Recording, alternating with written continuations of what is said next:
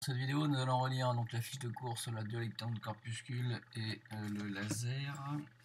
Donc, les niveaux d'énergie d'un atome sont quantifiés, donc ils ne peuvent prendre que les valeurs bien déterminées. Donc ici vous avez un exemple, c'est le diagramme énergétique d'un atome d'hydrogène. Donc vous voyez que l'énergie de ce système ne peut prendre que certaines valeurs, 0, moins 0,37, moins 0,54, moins 0,85, moins 1,51, etc.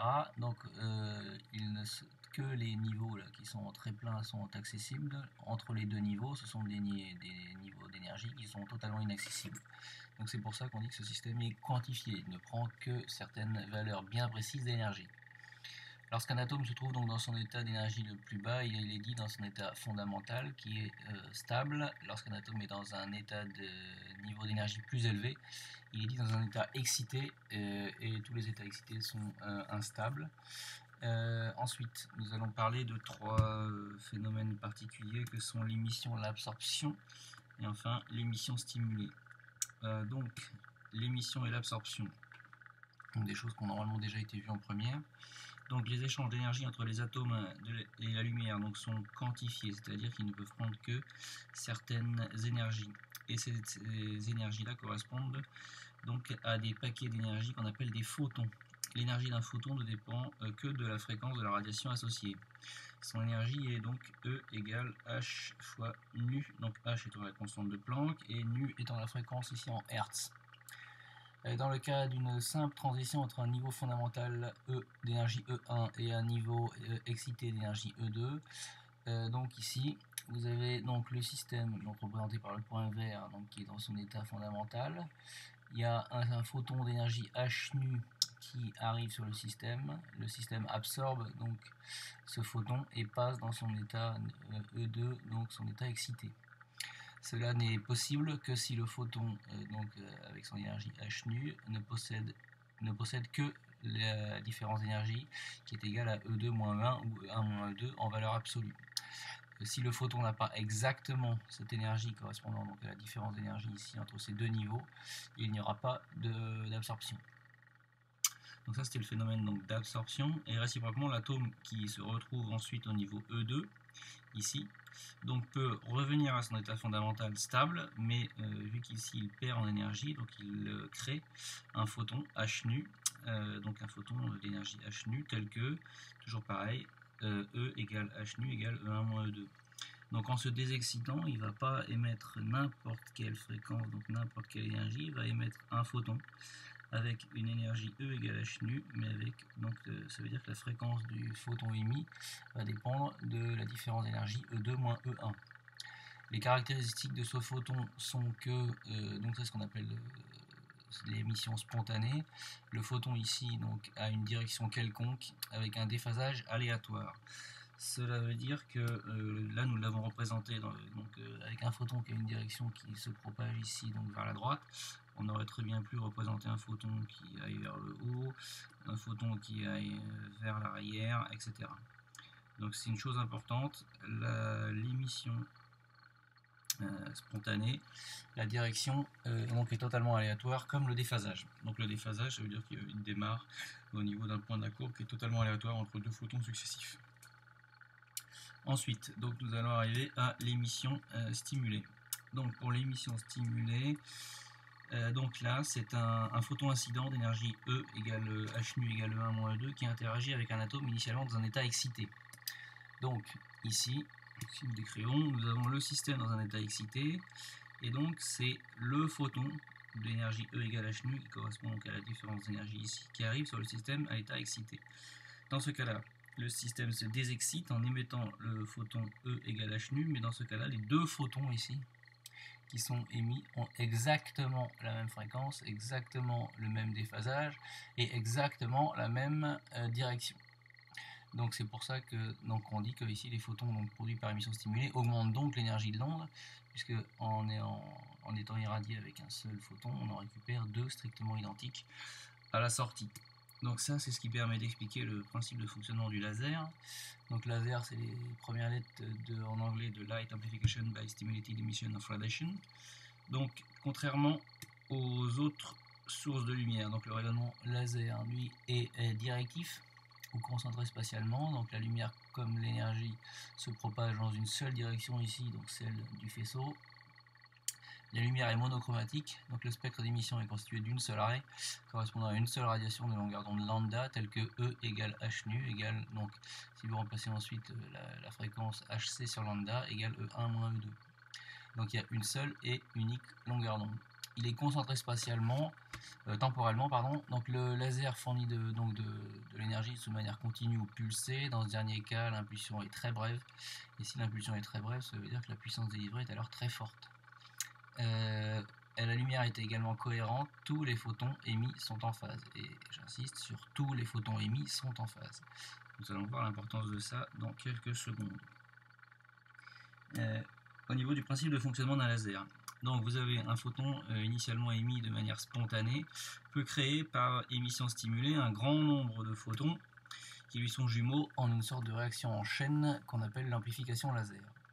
Donc l'émission stimulée est favorisée par l'inversion de population ou pompage optique, je vais y revenir tout de suite. Donc elle consiste à maintenir plus d'atomes dans un état excité que dans l'état fondamental. Donc cela nécessite un apport d'énergie. Dans l'oscillateur laser, limité par deux miroirs, donc ici vous avez un miroir qui est totalement réfléchissant et ici un miroir qui est semi-réfléchissant, les émissions stimulées successives font augmenter le nombre de photons donc à l'intérieur du milieu amplificateur. Donc tous ces photons ont donc la même fréquence, la même direction et le même sens de propagation et sont bien entendu en phase. L'un des miroirs partiellement transparents donc lui permet que une partie du faisceau puisse sortir et être visible à l'extérieur et que une autre partie retourne encore dans le milieu amplificateur pour être amplifiée. Donc si nous reprenons les schémas précédents pour comprendre l'intérêt de l'émission stimulée. Donc pour le laser, imaginez que ici là, nous ayons tout le temps ce système dans l'état excité. Donc avec un seul photon ici, nous pourrions donc produire ici, vous imaginez deux photons strictement identiques. Il suffit que ici là, nous mettions un miroir, les deux photons ici produits se retrouveraient donc revenir sur le milieu amplificateur dans un état excité, et dans ce cas-là, si deux photons arrivent sur un état en système excité, donc nous en aurons trois, etc. Donc, et en faisant des milliards et des milliards et des milliards d'allers-retours par seconde, nous obtenons un faisceau lumineux qui est très très très intense. Donc on peut voir ça ici. Donc si nous prenons d'autres schémas du laser, donc si nous prenons d'autres schémas du laser, nous voyons ici par exemple que dans un laser, ce qui assure l'inversion de population, donc ce qui fait que par exemple on maintient le système dans un état totalement excité, donc c'est les lampes ici, lampe à xénon, donc elle fournit de l'énergie par flash lumineux, c'est elle qui assure le pompage optique. Donc une fois que ces lampes sont allumées, le système ici qui est dans le milieu se trouve toujours dans un état excité. Donc ensuite il suffit d'un photon émis, vous voyez par exemple celui-là, et ce photon émis est émis dans la direction ici des miroirs, et donc par passage successif dans le milieu ici amplificateur, il est amplifié une fois, deux fois, trois fois, des milliards et des milliards et des milliards de fois.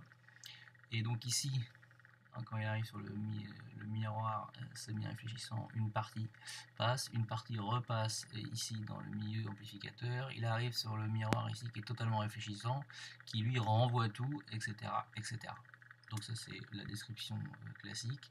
Donc ce qui assure le pompage optique, c'est la lampe ici, la lampe quartz là qui est en ruban. Cette lampe quartz, c'est elle qui assure le fameux pompage optique. Ensuite, donc sur la suite de la fiche de cours.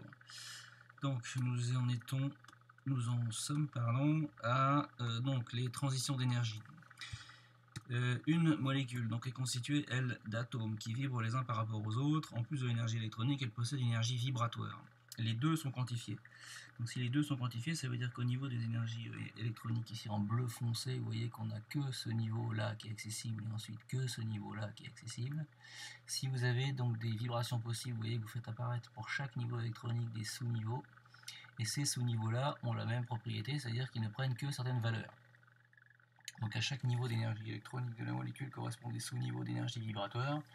Une transition d'énergie électronique est associée donc à une radiation ultraviolette ou UV. Donc c'est-à-dire que par exemple si vous passez de ce niveau-là à ce niveau-là, donc les deux bleus foncés ici, vous aurez une transition, une radiation qui sera émise qui sera dans le visible ou dans l'UV. Et si vous avez ici des transitions vibratoires entre deux sous-niveaux vibratoires, dans ce cas-là vous obtenez la spectroscopie infrarouge que nous avons vue précédemment. Nous arrivons enfin au dernier paragraphe sur la dualité en corpuscule. Donc cette dualité en corpuscule, donc nous allons définir. Donc la lumière se comporte à la fois donc comme une onde. Attendez, toc, je ne me trompe pas, voilà. Donc la lumière se comporte donc dans cette fois-ci à la fois comme une onde, donc par exemple dans l'expérience de diffraction et d'interférence, ou comme une particule dans une expérience qui est l'effet photoélectrique. Donc l'effet photoélectrique, pour faire simple, vous irradiez donc un métal qui est constitué d'électrons libres. Selon la fréquence et donc l'énergie de ce rayonnement, vous pouvez éjecter donc des électrons. C'est un peu comme si nous avions une partie de billard avec deux particules qui arrivent, qui se choquent, et donc au niveau des angles, tout ressemble à cette partie de billard. Donc c'est pour ça que dans ce cas-là, on ne peut expliquer cette expérience-là qu'avec le côté particulaire de la lumière, c'est-à-dire du photon. Donc pour désigner ce double comportement, on utilise souvent l'expression de dualité onde-particule ou onde-corpuscule. Donc l'énergie de la lumière est transportée donc par des photons. Ces photons sont des corpuscules. On dit corpuscules parce que ce sont des particules qui n'ont pas de masse. Donc ce sont des photons qui présentent donc un aspect particulaire et ondulatoire. Leur énergie E égale h nu, où nu est encore une fois la fréquence, h la constante de Planck. N'apprenez pas cette valeur, ça n'a absolument aucun intérêt. Elle vous sera toujours donnée, et donc dans ce cas-là, l'énergie E est en joules. Pour matérialiser cette dualité en corpuscule, donc il y a un scientifique qui s'appelle De Broglie qui a mis en place et qui a démontré une correspondance. Donc la dualité en corpuscule consiste à associer une onde de longueur d'onde lambda à toute particule matérielle, donc matérielle qui a une masse ou non, de quantité de mouvement P telle que lambda égale h sur P. Donc dans cette relation-là, qu'on appelle la relation de De Broglie, et dont on ne dit pas de Broglie, P, qui est la quantité de mouvement, donc s'exprime en kg mètre seconde moins 1. H est la constante de Planck et la longueur d'onde est en mètres. Dans le cas d'une particule de masse m et de vitesse v petite devant la vitesse de la lumière, on peut écrire que P égale mv. Donc si vous pouvez retenir que dans ce cas-là, la quantité de mouvement P égale m, la masse, fois la vitesse. Donc c'est pour ça qu'ici, j'ai remplacé lambda égale h sur P avec P par mv. Donc le comportement ondulatoire des objets macroscopiques est significatif lorsque la dimension A de l'obstacle ou de l'ouverture est du même ordre de grandeur que la longueur d'onde lambda. Donc cela implique que la masse des particules soit peu élevée. En effet, étant donné que les vitesses généralement de ces particules-là sont très élevées, si on veut diffracter avec des lambda, il faut que les A généralement dans la matière sont relativement faibles. Donc ça veut dire qu'il faut utiliser des particules qui sont avec une masse très faible. Et donc à toute particule, le point important, c'est qu'à toute particule de masse m et de vitesse inférieure à la vitesse de lumière v, on peut associer une longueur d'onde, donc lambda égale h sur mv. Donc vous, par exemple, qui avez une masse et qui, quand vous bougez dans la rue, avez une vitesse, vous pouvez vous associer une longueur d'onde. Je vous laisse calculer l'ordre de grandeur de cette longueur d'onde pour voir si vous pouvez diffracter quelque chose dans la rue. Vous verrez que le résultat sera relativement parlant. Ensuite, je continue donc cette vidéo. Et donc dans le cas contraire, donc la longueur d'onde associée est tellement faible qu'aucun obstacle ne peut diffracter cette onde. Je ne vous cache pas que vous serez dans ce cas-là. Enfin, interférence photon par photon ou particule par particule. Donc les phénomènes quantiques présentent un aspect probabiliste. Donc probabiliste, c'est-à-dire qu'on peut au mieux établir la probabilité de présence d'une particule à un endroit donné, mais en aucun cas prévoir exactement où elle sera comme en mécanique classique. Donc dans ce cas, seule l'étude d'un très grand nombre de particules permet d'établir un comportement. Dans ce cas, la notion de trajectoire n'est plus pertinente comme en mécanique classique. Donc c'est pas comme si sur une voiture vous connaissiez donc sa masse, sa vitesse et sa vitesse initiale et sa masse et les forces qui s'exercent sur elle. Vous pouvez savoir à chaque instant où elle sera. Pour les particules donc en mécanique, donc pour les phénomènes quantiques, c'est totalement impossible. Vous pourrez donc au mieux dire une probabilité de la trouver dans une certaine zone. Donc dans le cas de l'expérience des von Young, photon par photon, ou particules de matière par particules de matière, généralement c'est électron par électron. Donc on montre que la distribution donc, des impacts sur une plaque photo peut s'interpréter donc par un comportement aléatoire de la particule de la matière. Donc ici vous avez des expériences qui vous sont décrites. Donc par exemple, vous imaginez, on illumine donc des von Young, donc ici, donc avec des photons. On laisse la plaque un temps d'exposition très faible. Donc si on est à un temps d'exposition très faible, très peu de photons viennent choquer la plaque photo, donc vous avez des répartitions totalement aléatoires des quelques photons présents. On augmente un petit peu le temps de pause, vous voyez qu'on a de plus en plus de protons, mais ça reste encore totalement aléatoire. Donc là on avait des chocs de photons sur la plaque, donc là on peut assimiler, si vous voulez, les photons en des particules. Ensuite, on augmente encore le temps de pause. Quand on augmente encore le temps de pause, on commence à voir se dessiner quelque chose, mais concrètement on a l'impression que c'est encore très aléatoire le comportement donc, des photons. Dans ce cas-là, donc ABC, pardon, on pourrait assimiler donc ici la répartition totalement aléatoire, donc plutôt un comportement de particules. Cette fois-ci, quand nous obtenons donc un temps de pause suffisamment long, nous voyons très clairement l'apparition ici de franges d'interférence. Donc nous voyons que ici, sur les zones blanches, donc les photons ont une probabilité beaucoup plus forte de venir se choquer ici qu'ici, ici, pardon, ils ont une probabilité plus forte de venir se choquer ici, ici, ici et ici. Et on voit que la probabilité de trouver un photon dans cette zone-là est beaucoup plus forte que de la trouver dans cette zone-là, où c'est quand même beaucoup plus noir. Donc dans ce cas-là, quand il y a des millions et des millions et des millions de photons qui viennent se choquer, donc dans ce cas-là, les photons entre eux ont un aspect qui est probabiliste, c'est-à-dire que dans ce cas-là, on a une probabilité de le trouver dans cette zone-là beaucoup plus élevée que de le trouver dans cette zone-là. Et donc dans ce cas-là, les photons se comportent globalement plus comme une onde, étant donné que nous voyons donc l'apparition d'un phénomène d'interférence caractéristique des ondes.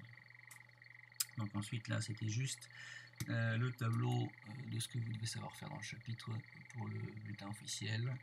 Donc voilà, j'espère que cette lecture de cette fiche de cours vous aura été utile.